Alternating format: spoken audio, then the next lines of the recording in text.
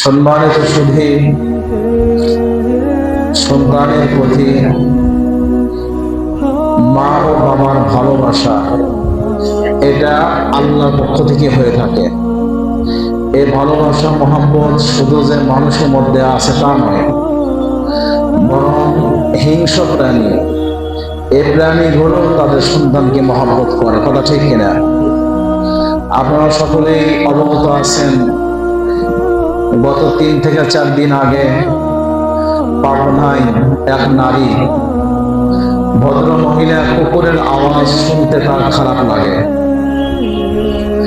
এই জন্য কুকুরের 8টা বাচ্চাকে বস্তাবন্ধি করে পানিতে ফেলে দিয়েছিল।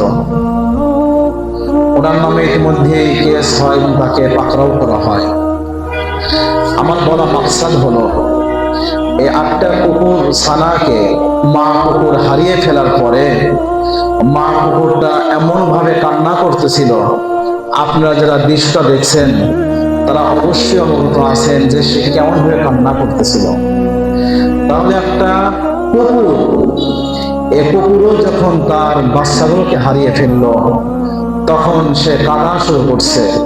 এটা কেন কাঁদে? আল্লাহ তাআলা ওই বাচ্চার প্রতি মা কুকুরের মহব্বত ঢেলে দিয়েছিল। কথা ঠিক কিনা? তাহলে যে আল্লাহ তাআলা মানুষ সহকারে অসংখ্য মাখলুকাতকে তৈরি করেছেন, সেই আল্লাহ তাআলা যে বান্দাকে ক্ষমা করবেন, মহব্বত করবেন, এটাই বাস্তব এবং এটাই সঠিক কথা।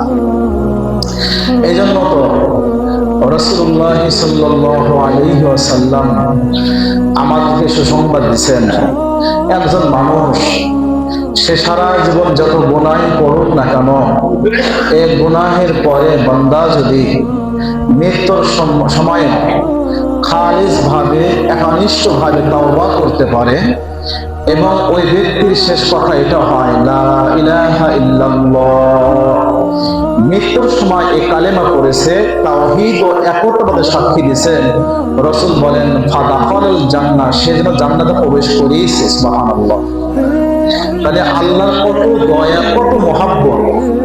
আমরা কত গুনাহ করি, এই গুনার পরেও রাসূল আমাদেরকে সুসংবাদ দিচ্ছেন, আল্লাহ মানুষকে এত বেশি ভালোবাসেন, বান্দা সারাটা জীবন যদি অন্যায় করার পরেও মৃত্যুর সময় আল্লাহকে স্মরণ করে চোখের অশ্রু প্রবাহিত করে আল্লাহর কাছে মাফ চায় এবং কালেমা করে ইন্তেকাল করতে পারে, আল্লাহ তাকেও মাফ করবেন। তাহলে আল্লাহ দয়ালু কিনা? আল্লাহ দয়ালু। হাদিসে এসেছে আল্লাহ কত বড় দয়ালু। মহানবী আলাইহিস সালাম বলেন, মহব্বত, ভালোবাসা, দয়াকে আল্লাহ তাআলা 100 ভাগ করেছেন। 100 ভাগ করে 1 ভাগ ভালোবাসাকে পৃথিবীর যত মাখলুকাত আছে সকল মাখলুকাতের মধ্যে ছেড়ে দিয়েছেন।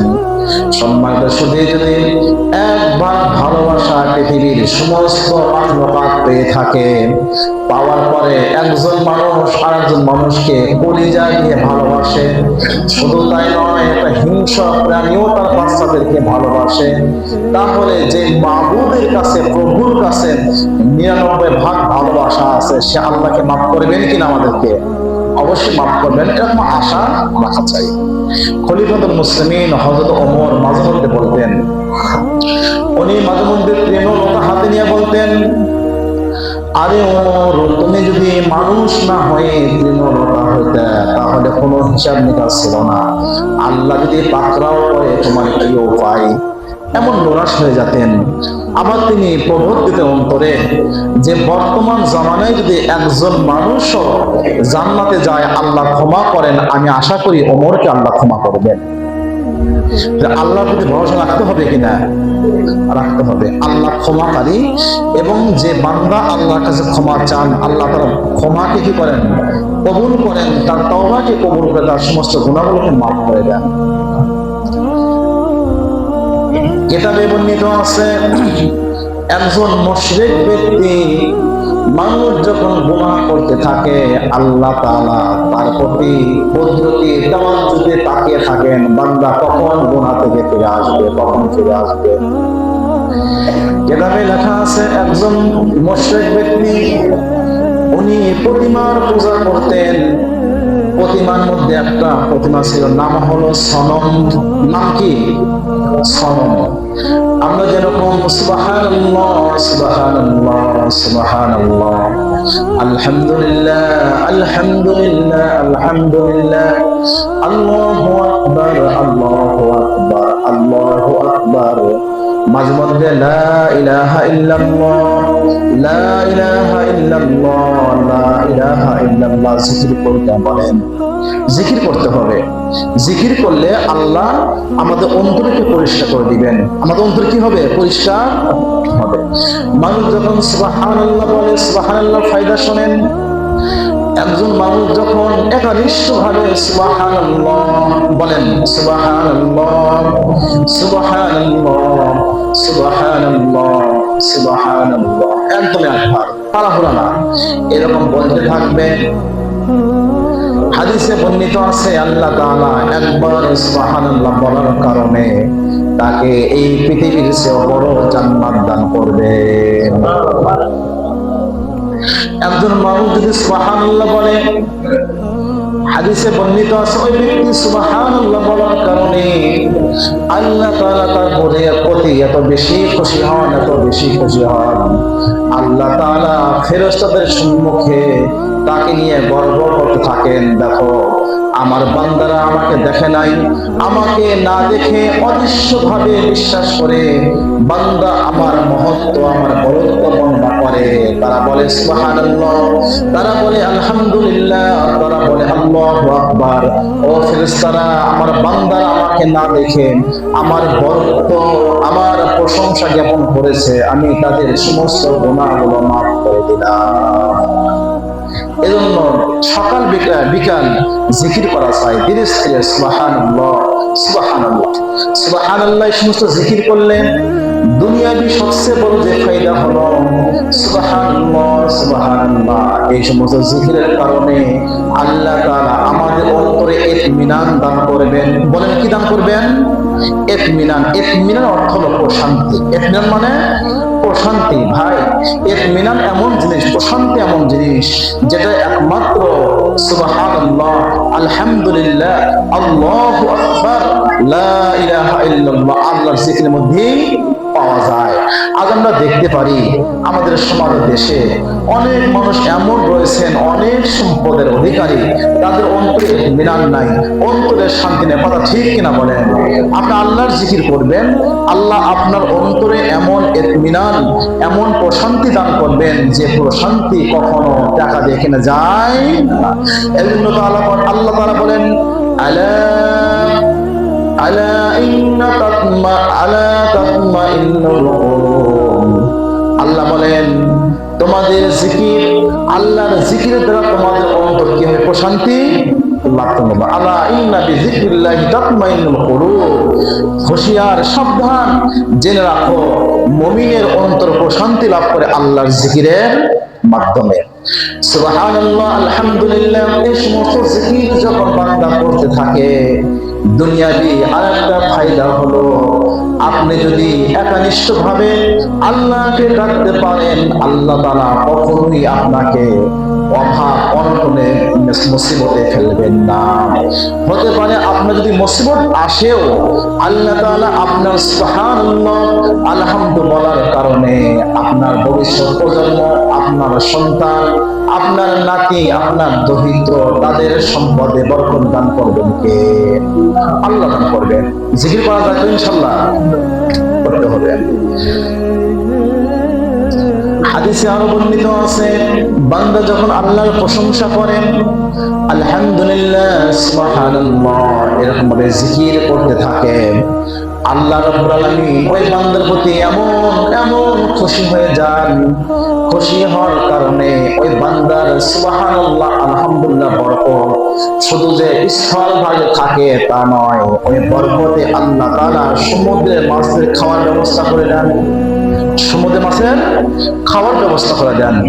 আজকে আমাদের মধ্যে আমরা যারা বাজার ঘাট করি সকলে জানেন চিংড়ি মাছের দাম কম না বেশি? অনেক বেশি।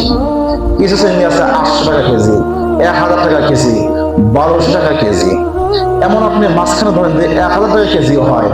আমাদের মধ্যে কয়জন ব্যক্তি আছেন প্রতিদিন চিংড়ি খেতে পারেন? সম্ভব কি হয়? তার মাছ খাওয়া সম্ভব হয় না। আল্লাহ সমুদ্রে এমন মাছ বের রেখেছেন, একদিনে 1-2 কেজি নয়, প্রায় 10 মণ চিংড়ি খেয়ে থাকে। বলেন সুবহানাল্লাহ। বান্দা যখন সুবহানাল্লাহ জিকির করবে, বান্দা যখন আলহামদুলিল্লাহ জিকির করবে, বান্দা যখন আল্লাহু আকবার জিকির করবে, বান্দা যখন লা ইলাহা ইল্লাল্লাহ জিকির করবে, আল্লাহ এর বরকত সমুদ্রে দিয়ে সমুদ্রের মাছদের খাওয়ার ব্যবস্থা করে দেন। হযরতে ফাতিমা যুহরা রাদিয়াল্লাহু তাআলা আনহা রাসূলের সন্তানদের মধ্যে যার নাম বেশি প্রসিদ্ধ, হযরতে ফাতিমা, উনি তার পিতা মুহাম্মদুর রাসূলুল্লাহ সাল্লাল্লাহু আলাইহি সাল্লামকে জিজ্ঞাসা করলেন, ওগো আল্লাহর রাসূল, ধনী মানুষেরা গোলাম আজাদ করে অনেক সওয়াব কামাই করে, আমার মন চায় আমার যদি গোলাম থাকতো, এই গোলামগুলোকে আল্লাহর সন্তুষ্টির জন্য দান করে দিতাম। ওগো রাসূল, আপনার কাছে বিভিন্ন সময় গোলাম আসে, দাস দাসী আসে, একটু মেহেরবানি করে আমাকে কিছু গোলাম দেন, আমি যেন সেগুলো আল্লাহর জন্য আজাদ করে সওয়াব অর্জন করতে পারি। রাসূল বললেন, ওগো ফাতেমা, আমি কি তোমাকে এর চেয়েও সুন্দর আমলের কথা বলবো, যে আমল করলে আল্লাহর রাস্তায় গোলাম আজাদ করলে যে সওয়াব তুমি পাইতা, এর চেয়েও বেশি সওয়াব পাইবা? ফাতেমা বললেন, ওগো আমার পিতা আল্লাহর রাসূল, অবশ্যই আমি জানতে চাই, অবশ্যই আমি আপনাকে জানতে চান?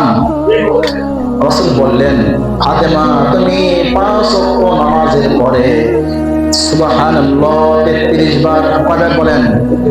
তাড়াহুড়ো না করা, ধীরে স্থিরে সুবহানাল্লাহ সুবহানাল্লাহ বলেন, সুবহানাল্লাহ সুবহানাল্লাহ সুবহানাল্লাহ।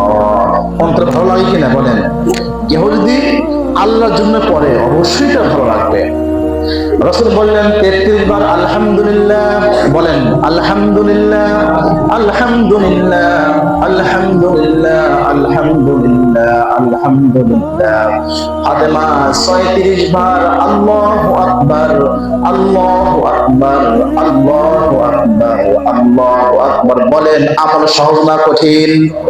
একদম সহজ, এমন কেউ নাই যে আমলটা পারবে না। ফাতেমা, তুমি 5 ওয়াক্ত নামাজের পরে 31 বার সুবহানাল্লাহ, 31 বার আলহামদুলিল্লাহ আর 36 বার আল্লাহু আকবার বললে আল্লাহ তোমার প্রতি এমন খুশি হবেন, তুমি যদি আল্লাহর রাস্তায় দাস দাসী আজাদ করো, আল্লাহ তোমাকে যেমন মর্তবা সম্মান দিবেন এর চেয়ে বেশি সম্মান দিবেন এই আমলগুলো করলে। আমরা আমলগুলো